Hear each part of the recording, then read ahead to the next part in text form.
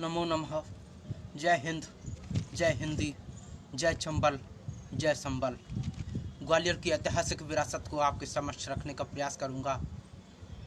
यहाँ खंडहरों की प्रतिमाएं बोलती हैं। गालव ऋषि की तपोभूमि ग्वालियर एक अत्यंत पुरातन कला नगर है। किसानों, बागवानों, ग्वाल बालों की यह नगरी ब्रज क्षेत्र में स्थित है। इस नगरी का अधिकांश भूभाग विंध्याचल पर्वतमालाओं की विस्तारित गोपाचल पर्वत श्रेणियों से घिरा हुआ है। इस नगर की पर्वत गुफाओं में कभी आदि मानव भी निवास करते थे। विंध्याचल पर्वत की गुफाओं में हमारे पहाड़गढ़ में निशान है। लिखी छंज की पहाड़ियों में जो चित्रकारी की गई है वो आदि मानवों के द्वारा की गई है। आदि मानव कब के? इतने पुराने समय के जब पूरा पाषाण काल का आग की भी खोज नहीं हुई थी, उस समय की चित्रकारी वहाँ है। जब मनुष्य खेती करना नहीं जानता था, उस समय की चित्रकारी पहाड़गढ़ की लिखी छंज में है। इस नगर की, ग्वालियर नगर की पर्वत गुफाओं में आदि मानव भी निवास करता था। शताब्दियों पुराने खंडहरों में यहाँ आज भी प्रतिमाएं बोलती हैं। ग्वालियरी ब्रज बुंदेली एवं मराठी भाषाओं का संगम है। ग्वालियरी भाषा मतलब ग्वालियरी ब्रज कौन सी भाषा बोली जाती है उसे कहते हैं ग्वालियरी ब्रज। बुंदेली एवं मतलब ग्वालियरी भाषा में क्या क्या है? ब्रज, बुंदेली, मराठी भाषाओं का यह संगम है। भदावरी, तंवरघारी एवं पंचमहली बोलियां भी यहाँ सामाजिक जीवन में रस घोलती रही हैं। संगीत सम्राट तानसेन, बैजू बावरा की स्वर लहरियों में डूबा यह नगर कभी संगीत के आचार्य ग्वालियर नरेश महाराजा मान सिंह तोमर की मान कौतूहल संगीत की प्रथम कृति के सृजन की पाठशाला भी रहा है। महाकवि भवभूति डबरा में हुए। महाकवि भवभूति विष्णुदास बिहारी पद्माकर ने भी अपने रसीले छंदों और गीतों से कभी इस नगर को सरोबार किया था। कला नगर ग्वालियर साहित्य एवं कला परंपरा आज भी जीवंत है, जिसे हमारे दादा डॉक्टर भगवान स्वरूप चैतन्य जी जैसे लोग जीवंत बनाए हुए हैं। डॉक्टर हरिहर निवास द्विवेदी जैसे लोग इसे जीवित बनाने में सफल हुए हैं। दादा जगन्नाथ प्रसाद मिलिंद जी, ये ऐसे नाम हैं। डॉक्टर दिवाकर विद्यालंकार जी, तो इन लोगों ने अब तक इस परंपरा को जीवित रखा और हम लोगों के सामने लाते रहे और अभी भी ला रहे हैं। संगीत के आचार्य नगर की इस जीवंतता ने ही इसे एक पहचान दी है। ग्वालियर की कवि, रचनाकार, मनीषी, कला ऋषि, रंगकर्मी, नाटककार, लेखक, गीतकार, संगीतकार, शायर, मूर्ति शिल्पकार, चित्रकार, आध्यात्मिक संत, समाजसेवी, सिद्ध प्रसिद्ध विभूतियों की एक लंबी फहरिस्त है। इन महापुरुषों ने न केवल इस भूमि को अपने तप और सृजन कर्म से धन्य किया, बल्कि देश देशांतर में इस विश्व स्तरीय लोक प्रतिष्ठा प्रदान की ग्वालियर के विरासत को। इन कला मनीषियों के स्मरण मात्र से आज हमारा मस्तक ऊंचा हो जाता है। पंडित वीरेंद्र मिश्र जी, जन कवि मुकुट बिहारी सरोज जी साहित्य जगत में, गिरिजा कुमार माथुर जी, जगन्नाथ प्रसाद मिलिंद जी, डॉक्टर हरिहर निवास द्विवेदी जी, दादा डॉक्टर हरिहर निवास द्विवेदी जी तो अनेक क्षेत्रों में अपना काम कर गए। इतिहास में, कानून में, विधि में, धरोहर और हर तरह के लेखन में भी अपना काम कर गए, साहित्य में भी अपना काम कर गए और इतना बहुमुखी प्रतिभा के धनी दादा डॉक्टर हरिहर निवास द्विवेदी जी। रुद्रदत्त मिश्र जी, पंडित रामराज शर्मा पंकिल जी, पंडित जगन्नाथ प्रसाद उपासक, दादा चतुर्वेदी, शांति स्वरूप चाचा जी, चंद्रिका प्रसाद मिश्र जी, रमाशंकर शुक्ल रसाल जी, डॉक्टर शिव मंगल सिंह सुमन की कर्म भूमि रहा है ग्वालियर। पंडित अटल बिहारी वाजपेयी, राम कुमार चतुर्वेदी चंचल जी, दादा छोटेलाल भारद्वाज जी, वचन श्रीवास्तव, पंडित आनंद मिश्र, डॉक्टर परशुराम शुक्ल विरही, डॉक्टर विद्यानंदन राजीव, डॉक्टर जगदीश परमार जी, डॉक्टर पूनम चंद तिवारी जी, जा निसार अख्तर, प्रभाकर माचवे, सीता किशोर खरे, प्रकाश दीक्षित जी, महेश अनग, महेश कटारे सुगम जी, पंडित राम प्रकाश अनुरागी जी, शैल चतुर्वेदी, उद्धव कुमार कौशल जी, गोपी कुमार कौशल जी, शमीम फरहत, निदा फाजली, जावेद अख्तर, अख्तर नजमी, सलीम अश्क और प्रसिद्ध चौबे, सरोश, कमर बख्तर, वकार कुरैशी, शकील ग्वालियरी जैसे तमाम उल्लेखनीय हस्ताक्षरों ने अपने सृजनात्मक अवदान से इस धरा को गौरवान्वित किया है।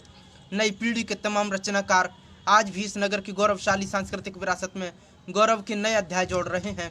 ग्वालियर में स्वतंत्रता की देवी महारानी झांसी, महारानी लक्ष्मीबाई का पावन बलिदान स्थल है, जहां पर प्रतिवर्ष कवि सम्मेलन का आयोजन होता है और प्रतिवर्ष बहुत अच्छे बलिदान मेले पर कार्यक्रम होते हैं।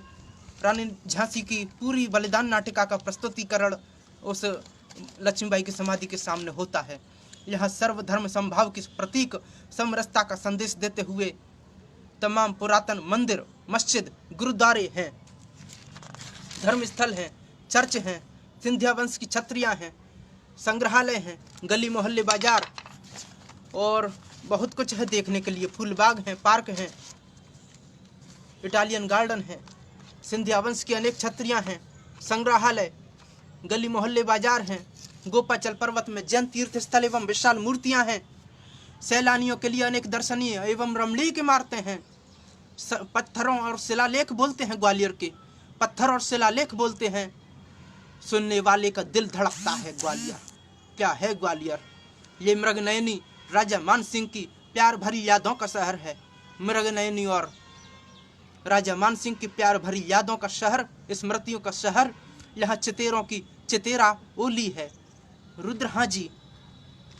रुद्रहाजी के शिल्प बसंत मिश्र जी, जो प्रकाश मिश्र, दादा प्रकाश मिश्र जी के बड़े भाई हैं, बसंत मिश्र जी, दादा विश्वामित्र वासवान की चित्रकला के नायाब नमूने देखने को मिलते हैं।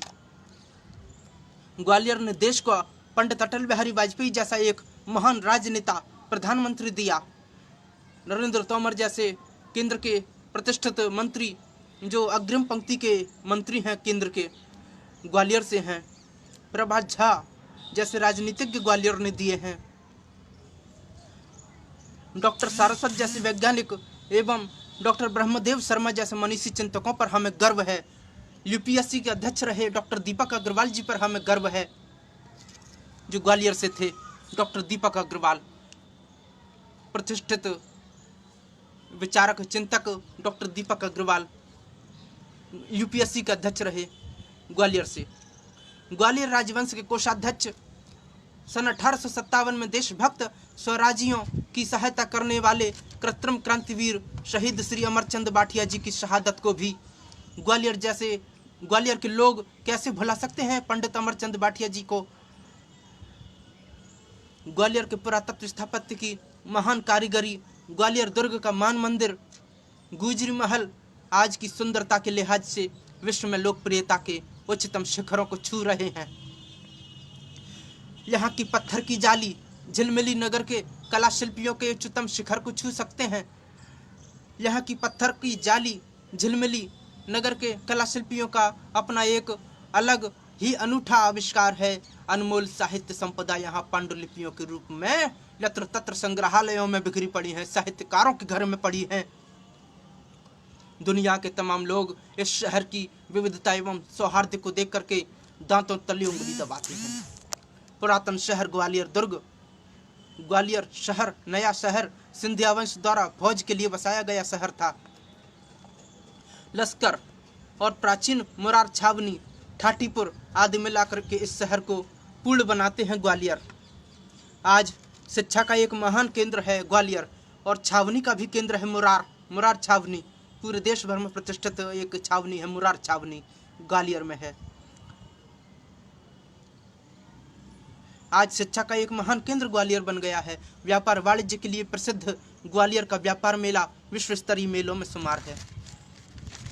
विकास और प्रगति की तेज रफ्तार प्रवाहित धारा यहाँ अपने संगीत और नृत्य के साथ सतत प्रवाहमान है। इस विकास की धारा का प्रवाह जब प्रेमचंद के होरी और धनिया के जीवन को हरा भरा नहीं करता, तब तक इसे अधूरा ही माना जाएगा। लोकमंगल पत्रिका के माध्यम से अपने पाठकों को ग्वालियर की आत्मा से रूबरू करवाते हैं दादा डॉक्टर भगवान स्वरूप चैतन्य जी, और उसे हम दादा डॉक्टर भगवान स्वरूप चैतन्य जी मुझे जो ज्ञान देते हैं मैं सबके सामने रखता हूँ। क्या है ग्वालियर। युग प्रणेता तोमर राजा मानसिंह तोमर क्या थे। राजा मानसिंह तोमर जी को समझाना चाहूँगा, जो दादा डॉक्टर राम विद्रोही जी के शब्दों में है, और देश के प्रतिष्ठित पत्रकार हैं डॉक्टर राम विद्रोही, सभी लोग जानते होंगे। उनके शब्दों में युग प्रणेता तोमर राजा मानसिंह। यदि इतिहास में राजा मानसिंह का अध्याय निकाल दिया जाए तो ग्वालियर का इतिहास शेष ही नहीं रहेगा। असल में 16वीं शताब्दी तक ग्वालियर इतिहास में लगभग गायब ही रहा, जबकि हकीकत यह है कि अलाउद्दीन खिलजी के समय से ही ग्वालियर उत्तर भारत की प्रमुख राजनीतिक शक्ति रहा है। तोमर राजा मानसिंह का कार्यकाल ग्वालियर के इतिहास में स्वर्ण काल था। इसका मतलब यह नहीं है कि मानसिंह के समय एकदम शांति और समृद्धि थी। युद्ध और शांति का मिला जुला काल था। इतिहास के छात्रों के लिए यह शोध का विषय हो सकता है कि एक तरफ राजा जब दुश्मनों से युद्ध में जूझता रहा, उसी दौर में ग्वालियर का किला संगीत का इतना बड़ा केंद्र कैसे बन गया। इतिहास का यह सच है कि ग्वालियर में संगीत की स्वर लहरियों और युद्ध की धुंध भी लोगों को एक साथ सुनाई देती रही है और अभी भी दे रही है। 16वीं शताब्दी तक ग्वालियर के इतिहास के नाम पर खड़ग राय के गोपाचल आख्यान के अलावा कोई और अतीत का सूत्र नहीं था। यह भी एक कथा आख्यान है जिसमें इतिहास को खंगालना पड़ता है। ग्वालियर का किला कितना पुराना है कोई नहीं बता सकता। कह देते हैं कि सन 13वीं-14वीं शताब्दी में किसी ने बनवाया था, राजा डूंगर सिंह ने, लेकिन नहीं, वो बहुत पुराना है। कह नहीं सकते ये कितना पुराना है। ये तो सदियों युगों युगों पुराना है ग्वालियर का किला। गालब ऋषि भी उसे ऐसे ही दिखता आए थे कि ये है। गालब ऋषि जी को भी नहीं पता था कि ये किला है, मतलब किसने बनवाया था। ये बहुत प्राचीन है ग्वालियर का किला। इतिहास के छात्रों के लिए शोध का विषय हो सकता है ग्वालियर का किला और ग्वालियर पूरा। फजल अली ने यह पुस्तक मुगल बादशाह के हुक्म से लिखी थी, कुलायत ग्वालियरी, जिसमें ग्वालियर के इतिहास की ये पहली पुस्तक है, कुलायत ग्वालियरी। और ये सेंट्रल लाइब्रेरी में मिल जाएगी। ग्वालियर की सेंट्रल लाइब्रेरी है महाराज बाड़ी पर, वहाँ सभी तरह की पुस्तकें मिल सकती हैं और बहुत बड़ी लाइब्रेरी है, मैंने देखा है उसको। मैं वहीं से पढ़ करके असिस्टेंट प्रोफेसर बना हूँ और जो भी सिलेक्शन हुए मेरे, लाइब्रेरी में पढ़ करके मुझे बहुत ज्ञान प्राप्त हुआ था। सेंट्रल लाइब्रेरी महाराज बाड़ा पर ग्वालियर में। ग्वालियर के अतीत के सूत्रों की तलाश नहीं कर सके फजल अली। कहते हैं कि जब फजल अली पर बादशाहत का पुस्तक के लिए तकाजा ज़्यादा बढ़ गया था तो उसने ग्वालियर के किसी घनश्याम ब्राह्मण के पास उपलब्ध ग्वालियर की राज्य की वंशावली के आधार पर ही कुलायत ग्वालियरी तैयार करती थी। यह पुस्तक इतिहास के नाम पर केवल वंशावली का पन्ना है। फजल अली ने ग्वालियर के इतिहास से अधिक रुचि मोहम्मद गौस की तारीफ करने में दिखाई है। मोहम्मद गौस का मकबरा सबने देखा होगा, तानसेन के मकबरे के पास में ही गौस का मकबरा है। कुलायत ग्वालियरी के अलावा ग्वालियर के इतिहास की जानकारी देने वाली जलाल हिसारी की ग्वालियर नामा पुस्तक, इसके बाद हीरामन का ग्वालियर नामा उपलब्ध है। खड़ग राय के गोपाचल आख्यान के कार्यकाल निर्धारण पर इतिहासकारों में मतभेद है। बाद में प्रसिद्ध मनीषी डॉक्टर हरिहर निवास द्विवेदी जी ने इतिहास के सभी उपलब्ध सूत्रों का अनुसंधान करके 2 भाग में ग्वालियर की तोमर पुस्तक के माध्यम से ग्वालियर के इतिहास पर विस्तृत प्रकाश डाला है। बाद में मध्य भारत का इतिहास 2 भाग में डॉक्टर हरिहर निवास द्विवेदी जी ने ग्वालियर का विस्तृत इतिहास लिखा है, ग्वालियर के आसपास का इतिहास लिखा है। फजल अली की कुलायत ग्वालियरी के अनुसार कचवाहा कुशवाहा वंश के ग्वालियर पर लगभग 700 वर्ष तक राज किया। कचवाहा वंश का पहला राजा सूरजपाल था और अंतिम राजा तेजकरण पाल, जो तत्कालीन अजमेर जयपुर के अंतिम राजा के यहाँ जयपुर अजमेर के राजा के यहाँ घर जमाई बनकर के चला गया। इसके बाद पवारों की 7 पीढ़ियों ने ग्वालियर पर राज किया, किंतु फजल अली इनका कार्यकाल बताने में असमर्थ रहा है। फजल अली ने कुलायत ग्वालियरी में तिथिकाल का कोई उल्लेख नहीं किया है। ग्वालियर में तिथिकाल का कोई उल्लेख फजल अली ने नहीं किया है। वंशावली के आधार पर प्रत्येक राजा का कार्यकाल बताया है। इसके बाद सुल्तान के अधीन भी पवारों की 6 पीढ़ियां ग्वालियर पर काबिज रहीं। ग्वालियर के पहले तोमर राजा के रूप में वीरमदेव का नाम आता है, लेकिन इस राजवंश को प्रसिद्धि डोंगर सेन अथवा डोंगरेंद्र सिंह से मिली, जिसने 30 साल तक शासन करके ग्वालियर रियासत का न केवल विस्तार किया डोंगर सेन ने, मतलब डोंगरेंद्र सिंह, इसके समय से ही ग्वालियर संगीत और कला का प्रमुख केंद्र बन गया। डोंगर सेन खुद बहुत अच्छे संगीतज्ञ थे और संगीत में ध्रुवपद की परंपरा इन्हीं के द्वारा आरंभ हुई थी। मैंने सुबह महाकवि विष्णुदास के बारे में भी बताया था। विष्णुदास जी इन्हीं डोंगर सिंह के राजकवि थे। समय से शुरू हो गई, मतलब डोंगरेंद्र सिंह के समय से ध्रुवपद गायन शुरू हो गया था। इसे ध्रुपद गायन को ही ध्रुवपद गायन कह देते हैं।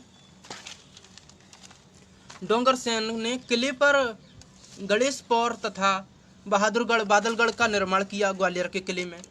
इसके द्वारा एक कुएं के निर्माण का भी उल्लेख मिलता है, जो अपने समय काफी प्रसिद्ध था।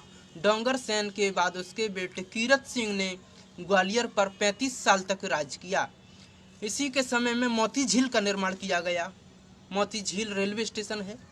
मोती झील आज भी ग्वालियर की आधी आबादी के लिए पेयजल की आपूर्ति का साधन है। कीरत सिंह का बेटा कल्याण सिंह अधिक समय तक शासन नहीं कर सका, केवल 7 वर्ष तक शासक रहा। इसके समय में किले पर दरवाजे के निर्माण रहने के लिए कलात्मक महल का निर्माण कराया गया, जिसे आज मान मंदिर के नाम से जाना जाता है। यह अतीत की अमूल्य धरोहर है, अमूल्य विरासत है।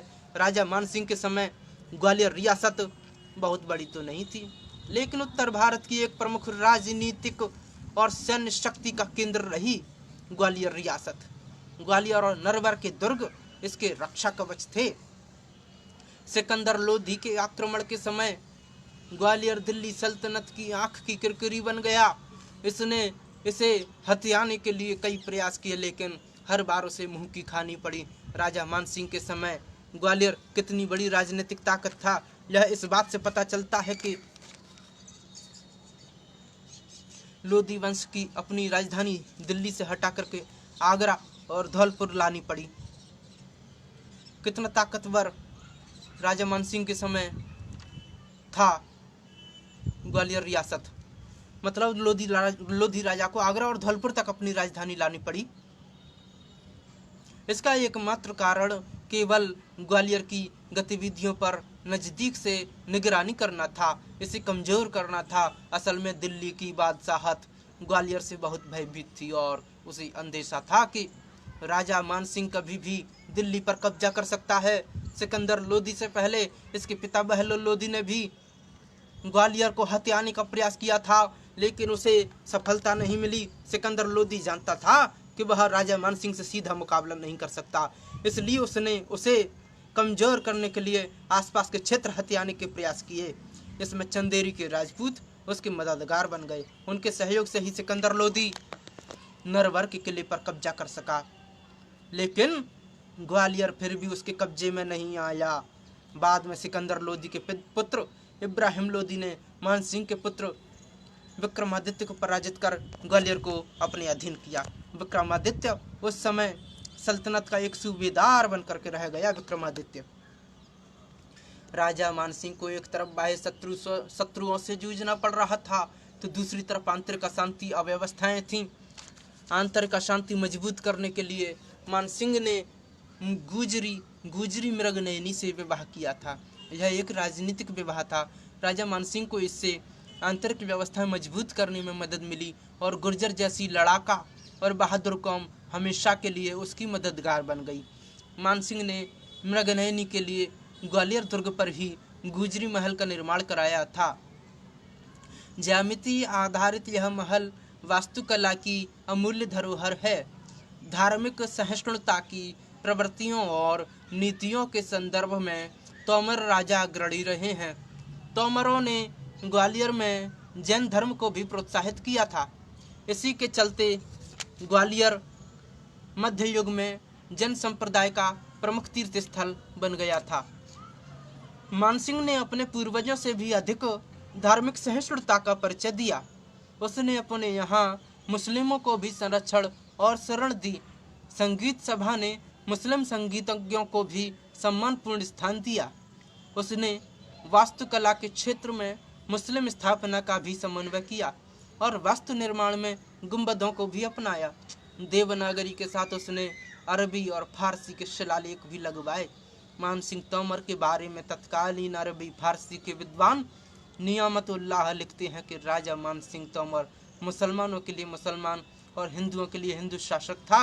उसने युद्ध भूमि के अलावा कभी किसी मुसलमान की केवल मुसलमान होने के कारण हत्या नहीं की। राजा मानसिंह तोमर जी ने राजा मानसिंह अपनी प्रजा के साथ धर्म संप्रदाय का भेदभाव किए बिना समानता का व्यवहार करता था।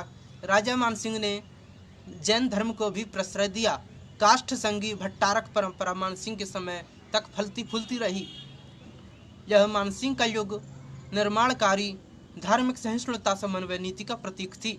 मानसिंह के बाद उसके पुत्र विक्रमादित्य की असफलता से तोमर वंश तो समाप्त हो गया, लेकिन ग्वालियर के धार्मिक सहिष्णुता की समन्वयवादी नीति बाद में सिंधिया राजवंश तक भी जारी रही और यह आज ग्वालियर की एक प्रमुख सांस्कृतिक पहचान बन चुकी है। कुछ इतिहासकारों का मानना है कि सिकंदर लोदी धर्मांध नहीं था।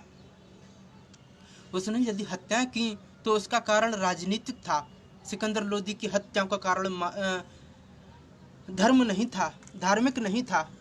लेकिन यह कथन सत्य नहीं है। सिकंदर लोदी ने नरवर का किला जीतने के बाद वहां स्थित मंदिरों तथा अन्य धर्म स्थलों को ही तहस नहस नहीं किया, अपितु बहुत हिंदुओं का कत्लेआम भी किया था सिकंदर लोदी ने नरवर में।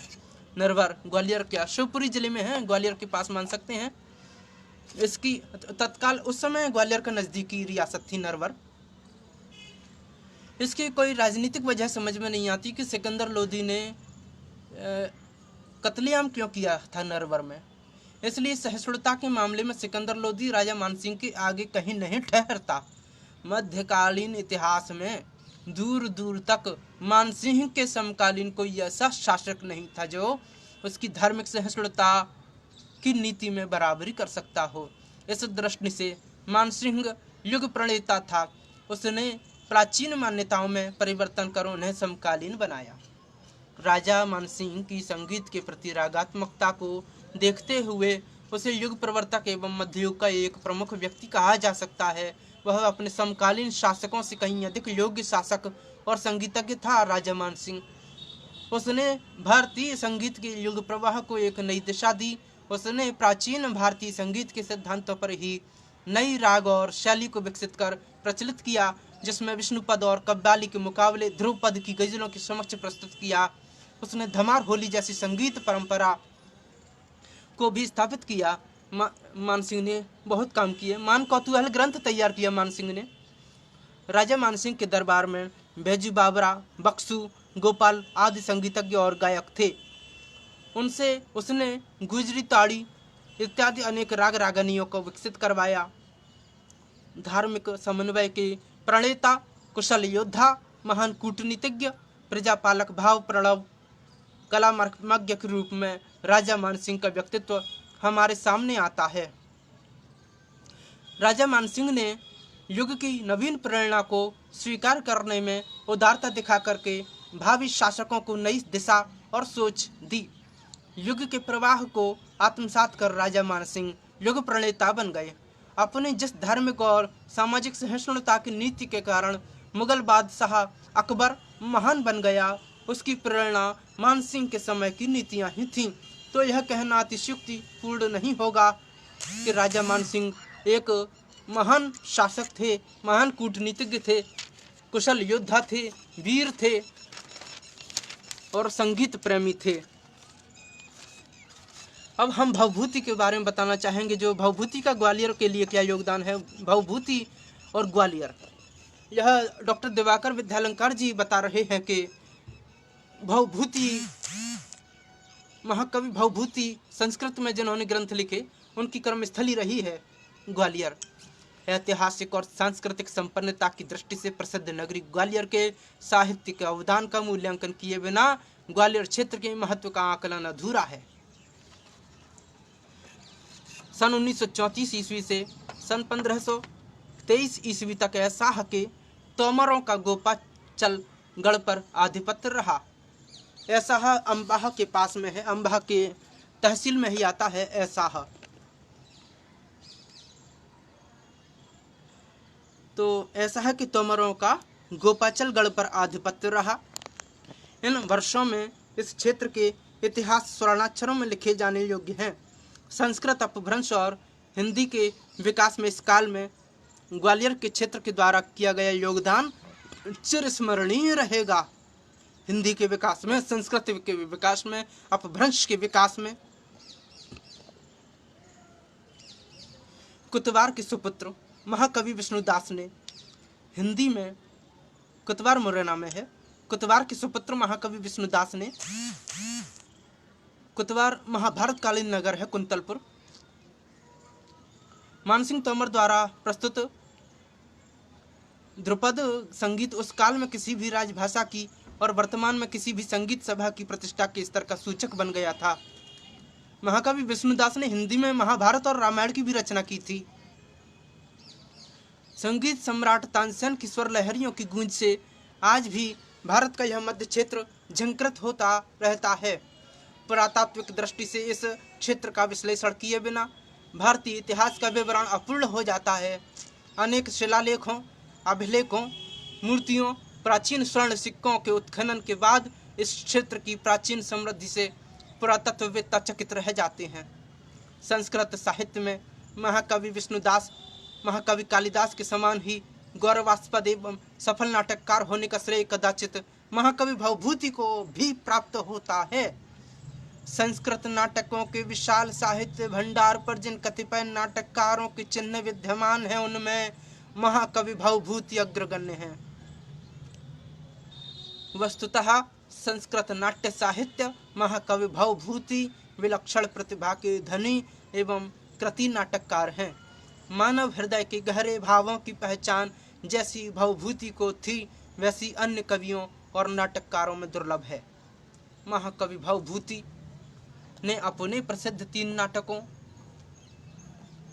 मालती माधव, महावीर चरितम, उत्तर रामचरितम उत्तर में अपना परिचय देने में संकोच नहीं किया है। अपने वंश का विवरण प्रस्तुत करते हुए भवभूति ने लिखा है कि उनके एक महाराष्ट्र राज्य के अंतर्गत विदर्भ स्थित पदमपुर निवासी। उनके पिता का नाम नीलकंठ, माता का नाम जतुकर्णी, पितामह का नाम गोपाल भट्ट था। उन्होंने अपने गुरु का नाम ज्ञान निधि बताया है। महाराष्ट्र का उनका जन्मभूमि है। पूर्वजों की गोत्र परंपरा से भवभूति कृष्ण गोत्र परंपरा से हैं। कृष्ण गोत्र परंपरा से वे कृष्ण यजुर्वेदीय की तैत्तरीय शाखा के काश्यप गोत्रीय पंडित थे। विदर्भ में कुछ समय रहने के बाद वे विद्वानों की नगरी उज्जैनी आए। संभवतः उनकी शिक्षा दीक्षा यहीं पर हुई। इतिहास, पुरातत्व और संस्कृत के विद्वान डॉक्टर मिराशी ने विदर्भ में पदमपुर को ही भवभूति की जन्मभूमि माना है। एक अन्य संस्कृत और पुरातत्व के विद्वान डॉक्टर काणे ने उत्तर रामचरितम की भूमिका में पदमपुर को भवभूति की जन्मभूमि न मानते हुए एक ऐसे क्षेत्र में पदमपुर का आदि होना माना है जिसके समीप दंडक वन और गोदावरी नदी आदि हों।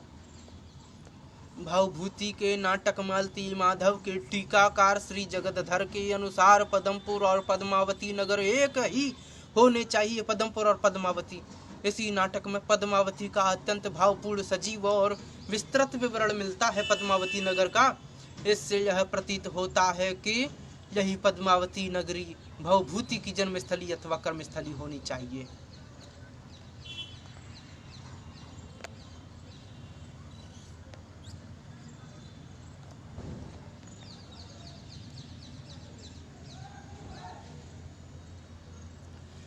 पद्मावती की भौगोलिक स्थिति का विवरण भवभूति ने स्वयं दिया है। उनके अनुसार पद्मावती नगरी सिंधु और पारा नामक दो नदियों के बीच में, इसके समीप ही पर्वत है। सिंधु और मधुवती पवित्र नदियों का संगम भी है। यहाँ प्राचीन काल से शिव मंदिर प्रतिष्ठित है। इसके समीप ही एक छोटी लवड़ा नदी है जो वर्षा ऋतु में उफन करके समीप के वन क्षेत्रों को तृणाच्छादित कर देती है। लवड़ा नदी पद्मावती नगर के समीप है जो तृणाच्छादित कर देती है। बरसातों में बहुत पानी इसमें आ जाता है। मालती माधव में वर्णित यह भौगोलिक विवरण उस स्थान का है जो आज ग्वालियर जिले की तहसील डबरा नगरी से 12 मील नैऋत्य दिशा दक्षिण पूर्व में है, जिसे आज पद्म पवाया या पवाया के नाम से जाना जाता है। यहाँ की 4 नदियाँ सिंध, पार्वती, नूर और महुअर ही मालती माधव की सिंधु, पारा, लवड़ा और मधुमती हैं। विद्वानों ने प्रचलित मतों की समीक्षा करके 7वीं सदी के अंतिम चरण तक 8वीं सदी के प्रथम चरण के बीच में भवभूति का समय निश्चित किया है। महाकवि भवभूति व्याकरण, न्याय, काव्यशास्त्र के प्रकांड विद्वान थे। वेद, उपनिषद, सांख्य योग, गुण विषयों में उनकी गहरी पैठ और उनकी काव्य प्रतिभा को देख करके राजशेखर ने कहा है कि वे वाल्मीकि के अवतार थे। यद्यपि भवभूति का नाम कन्नौज एवं कश्मीर के राजाओं के साथ ही जोड़ा जाता है, किंतु उनकी रचनाओं से प्रमाणित होता है यदि वे किसी राजा के आश्रय में नहीं रहे, क्योंकि उनके नाटकों की अभिनय देव यात्राओं के अवसर पर सामान्य जनों के बीच हुआ करते थे, राज दरबारों में नहीं। वे विलक्षण प्रतिभा के स्वाभिमानी कवि थे, इसलिए भी उन्हें राज्याश्रय प्राप्त करने की इच्छा न थी। स्वाभिमानी कवि, स्पष्ट वक्ता, अपने कथन में ईमानदार और उसका काव्य चित्रण लोकहिता ही होता था। कदाचित इसलिए रस सिद्ध महाकवि भवभूति के जीवन काल में उन्हें पंडितों और मठाधीशों की उपेक्षा झेलनी पड़ी। इसलिए अपनी द्वितीय कृति मालती माधव के प्रारंभ में ही उन्हें लिखना पड़ा। उत्पत्स्यते हिमं कोऽपि समान धर्मा, कालेयं निर्वधि विपुला च पृथ्वी। अर्थात भविष्य में अवश्य मेरे जैसा कोई विद्वान कवि होगा जो मेरा ठीक ठाक मूल्यांकन करेगा, क्योंकि समय की कोई सीमा नहीं है और यह पृथ्वी बहुत व्यापक है। महाकवि भवभूति को अपने 3 नाटकों से ही अपार ख्याति प्राप्त हो गई। प्रथम नाटक मालती माधवम में मालती और माधव के प्रेम और विवाह की कल्पना कथा को बहुत आकर्षक रीति से निबद्ध किया है। इस रचना द्वारा उस युग में बौद्ध धर्म के अध्यपतन का निदर्शन करते हुए उसकी विकृतियों को बहुत सफलता से उद्घाटित किया है। बहुत सफलतापूर्वक बौद्ध धर्म के अध्यपतन का निर्देशन करते हुए उनकी विकृतियों को उद्घाटित किया है। दूसरा नाटक महावीर चरितम है। इसमें प्रसिद्ध राम कथा के प्रायः संपूर्ण रामचरितम को नाटकीय ढंग से प्रस्तुत किया गया। राम विवाह से लेकर के राम वनवास, सीता हरण, राम के राज्याभिषेक को ही एक ही नाटक में निबद्ध करना सरल कार्य नहीं था, किंतु भवभूति ने इसमें कुछ परिवर्तन और परिवर्धन करते हुए इसे रोचकता का रूप दिया है।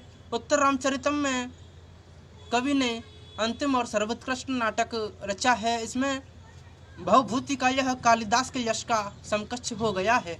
भवभूति का यश इस नाटक के रचने से कालिदास के समकक्ष हो गया है।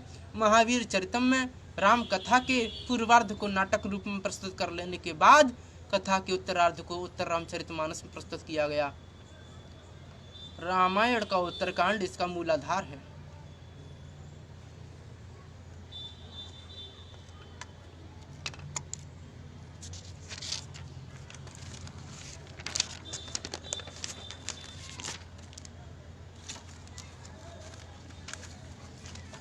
अब हम महाकवि विष्णुदास के बारे में बताएंगे।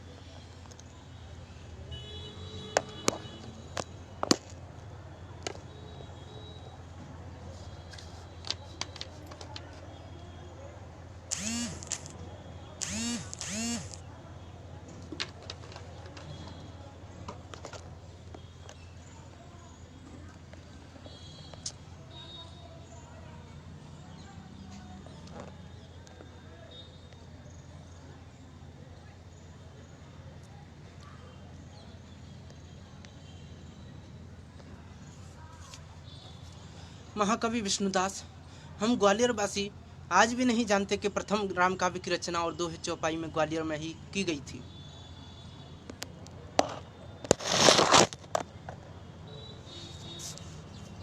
प्रथम राम काव्य की रचना दोहे और चौपाई में ग्वालियर में ही की गई थी और उसके रचयिता महाकवि विष्णुदास का जन्म और कार्यक्षेत्र भी ग्वालियर ही था। जन्म मुरैना के कुतवार में हुआ उनका, पर पाश्चात्य जगत इस महाकवि से लगभग 150 वर्ष पूर्व परिचित हो चुका था, जब विष्णुदास के स्वर्गारोहण, जो कि महाभारत का एक पर्व है, कि कुछ अंश का फ्रेंच भाषा में अनुवाद प्रकाशित हुआ। कवि विष्णुदास का उल्लेख प्रथम बार सन 1908 की काशी नागरी प्रचारणी सभा की खोज रिपोर्ट में हुआ। इस खोज रिपोर्ट में विष्णुदास जी की 2 रचनाओं महाभारत कथा स्वर्गारोहण की सूचना दी गई। ये दोनों पुस्तकें दतिया के राजकीय पुस्तकालय में सुरक्षित बतलाई गई थीं। अब यह पुस्तकालय दतिया के शासकीय महाविद्यालय को हस्तांतरित किया जा चुका है। संभवतः इसी आधार पर हिंदी साहित्य के प्रथम इतिहास ग्रंथ मिश्र बंधु विनोद में विष्णुदास के विषय में निम्नलिखित जानकारी दी गई। विष्णुदास जी कवि गोपागढ़ ग्वालियर में रहते थे, जो कि उस समय पांडा वंशी राजा डोंगर सिंह के अधिकार में था। इनका समय विक्रमी संवत 1492 में है। त्रैवार्षिक रिपोर्ट के अनुसार इनके रचे गए महाग्रंथ हैं महाभारत कथा, स्वर्गारोहण पर्व, रुक्मिणी मंगल ग्रंथ। काशी नागरी प्रचारणी सभा की व त्रैमासिक रिपोर्टों में विष्णुदास के अन्य ग्रंथों के साथ वाल्मीकि रामायण का भी वर्णन मिलता है। डॉक्टर हजारी प्रसाद द्विवेदी जी के निर्देशन में डॉक्टर शिव प्रसाद सिंह ने सूर पूर्व ब्रज भाषा और उसका साहित्य शोध प्रबंध में विष्णुदास का उल्लेख करते हुए लिखा है। विष्णुदास ब्रज भाषा के गौरवास्पद कवि थे। सूरदास के जन्म से अर्ध शताब्दी पहले जिन दिनों ब्रज भाषा में न तो यह शक्ति थी न वह अर्थवत्ता, जिसका विकास अष्टछाप के कवियों की रचना में दिखाई पड़ा, विष्णुदास ने एक ऐसे साहित्य की सृष्टि की जिसने कृष्ण भक्ति से अत्यंत मार्मिक और मधुर काव्य की पृष्ठभूमि प्रस्तुत की। विष्णुदास जी ने एक ऐसा भाषा निर्माण की जिसे 17वीं शताब्दी में सर्वश्रेष्ठ साहित्यिक भाषा होने का गौरव मिला।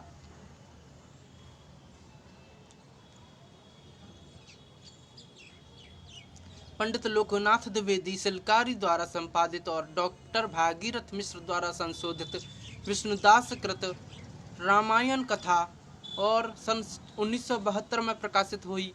सन 1973 में प्रकाशित हुई। सन 1973 में पंडित हरिहर निवास द्विवेदी द्वारा संपादित महाकवि विष्णुदास कृत महाभारत प्रकाशित हो चुकी थी। विष्णुदास जी ने महाभारत की रचना की विक्रम संवत 1492 कार्तिक कृष्ण एकादशी के दिन प्रारंभ की थी। 1492 आना पांडुचरित में सुनो पुराना, कार्तिक कृष्ण भई तिथि 81, बसरु शुक्र सिंह की राति। गणना के आधार पर विक्रम संवत 1492 कार्तिक कृष्ण एकादशी के दिन मंगलवार पड़ता है। 1499 लियो पुण्यो पक्ति रसायन कियो। रामायण का रचना काल विक्रम संवत 1499 अर्थात 16 जनवरी सन 1443 स्पष्ट होता है। विष्णुदास अपने दोनों प्रबंध काव्यों में अपने पिता का उल्लेख करते हैं। महाभारत में निम्न उल्लेख है: श्री करण लावन को पूतु, सुमिरत कवि जसु होई बहुतु, लावन श्री कर्ण भयो व्यासु, तासुत विष्णुदास को दासु। इन 2 साक्ष्यों के आधार पर स्पष्ट है कि विष्णुदास के पिता का नाम लावन व्यास था।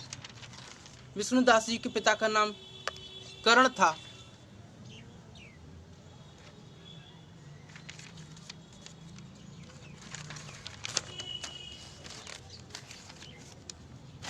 और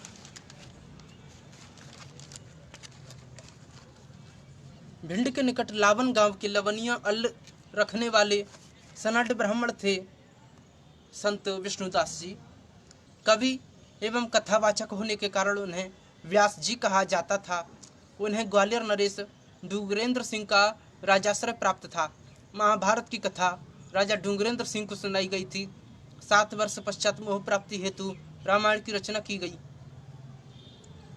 धन बिनु धर्म होत नहीं भोग, व्यास बहरे होत न जोग, तीन मांझ जब एक न लयो, विष्णुदास रामायण कहियो। हिंदी का प्रथम राम काव्य इनका महाकवि विष्णुदास की रामायण 15वीं शताब्दी का ग्रंथ माना जाता है, जो हिंदी साहित्य का प्रथम 11वीं शताब्दी से माना जाता है। तो महाकवि विष्णुदास की रामायण 15वीं शताब्दी का ग्रंथ माना जाता है। इस मध्य किसी राम काव्य संबंधी ग्रंथ का उल्लेख प्राप्त नहीं होता। राम काव्य का शीर्षस्थ ग्रंथ तुलसीकृत रामचरितमानस है। रामचरितमानस का प्रभाव इतना व्यापक और तीव्र रहा कि अन्य राम काव्यों जनमानस का ध्यान अन्य काव्यों राम काव्यों की तरफ गया ही नहीं। अधिकांश विद्वान यह मान बैठे कि रामचरितमानस के पूर्व किसी भी विद्वान ने हिंदी में राम काव्य के बारे में नहीं सोचा। वस्तुतः ऐसा नहीं है। तुलसी ने हरि अनंत हरि कथा अनंता का वर्णन संभवतः इन सब पूर्वजों के यथोचित सम्मान हेतु किया। इस प्रकार हिंदी के प्रथम महाकाव्य के रूप में विष्णुदास कृत रामायण की रचना ग्वालियर में ही हुई। इसका रचना काल 16 जनवरी सन 1443 से स्पष्ट होता है। रामायण कथा में 7 कांडों का विभाजन सर्गों में किया गया है। इसके कुछ सर्ग बहुत ही छोटे हैं, जिसमें विष्णुदास ने समाज शैली का अवलंबन किया है। प्रौढ़ ग्वालियरी या साहित्यिक बुंदेलखंडी अथवा ब्रज भाषा का भी प्रयोग विष्णुदास जी ने किया है। संभवतः यह भाषा ही तत्कालीन समाज की राष्ट्रीय भाषा थी उस समय, संत विष्णुदास जी के समय, महाकवि विष्णुदास के समय। और महाकवि बिहारी भी ग्वालियर से थे। तो सुनिएगा। ब्रज भाषा बरनी सवे, कविवर बुद्धि विशाल, सबको भूषण सत सही, रची बिहारी लाल। किसी कवि की श्रेष्ठता की अंतिम कसौटी उसके कृतित्व का परिमाण नहीं, गुण है।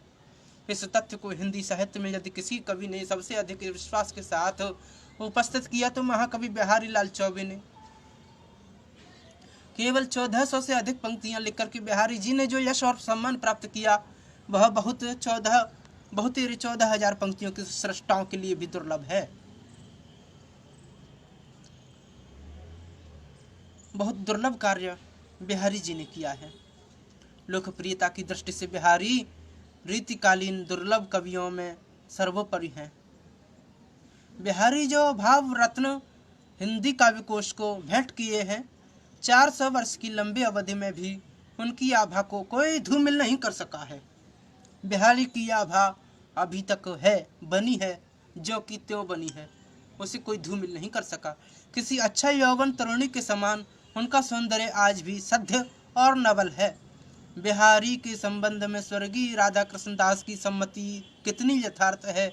यदि सूर सूर हैं तुलसी शशि उड़गन केशव दास, तो बिहारी उस पीयूष वर्षी मेघ के समान है, जिसके उदय होते ही सब प्रकाश आच्छादन हो जाता है। बिहारी का जन्म सन 1595 में ग्वालियर में हुआ। जन्म ग्वालियर जानिए खंड बुंडेले बाल, तरुणाई आई सुघर मथुरा बसे ससुराल।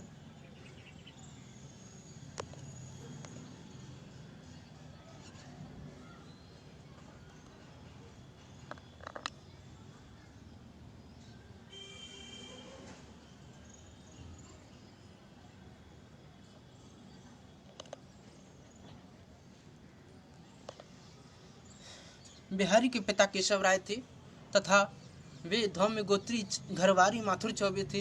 प्रगट भय द्विजराज कुल, सुबस बजे ब्रज आई, मेरो हरो कलेश सब केशव के सब राय। बचपन में ही उन्हें अपने पिता के साथ ग्वालियर से ओरछा चले जाना पड़ा। बिहारी की शिक्षा नीति ओरछा में हुई थी और वे वहाँ हरिदास संप्रदाय के महात्मा नर हरिदास के शिष्य हो गए। बिहारी जी का विवाह मथुरा के ही माथुर ब्राह्मण परिवार में हुआ। विवाह उपरांत वे ससुराल में ही रहने लगे। बिहारी को कुछ काल तक जहांगीर के दरबार में भी रहने का सुअवसर प्राप्त हुआ। शाहजहां के कृपा पात्रों में थे जहां बिहारी जी। जयपुर के नरेश सवाई राजा जयसिंह को अपनी नवविवाहित रानी के प्रेम पास में इतने उलझे हुए थे कि उन्होंने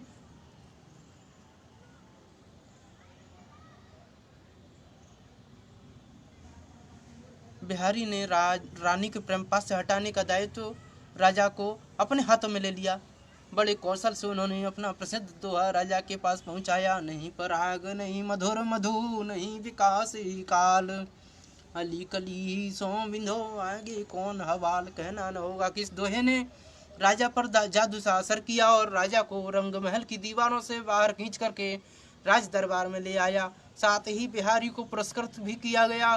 बाद में वे युवराज राम सिंह के लिए एक शिक्षक नियुक्त हुए। बिहारी का शेष जीवन बड़े गौरव सम्मान के साथ व्यतीत हुआ। भावुक, विनोदी और रसिक जीव थे बिहारी जी। राज्याश्रित होते हुए भी बिहारी अत्यंत स्वाभिमानी थे। राज्याश्रय में बहुत रहे बिहारी जी, इसीलिए उन्होंने श्रृंगार की रचना अधिक की। प्रसिद्ध कवि बिहारी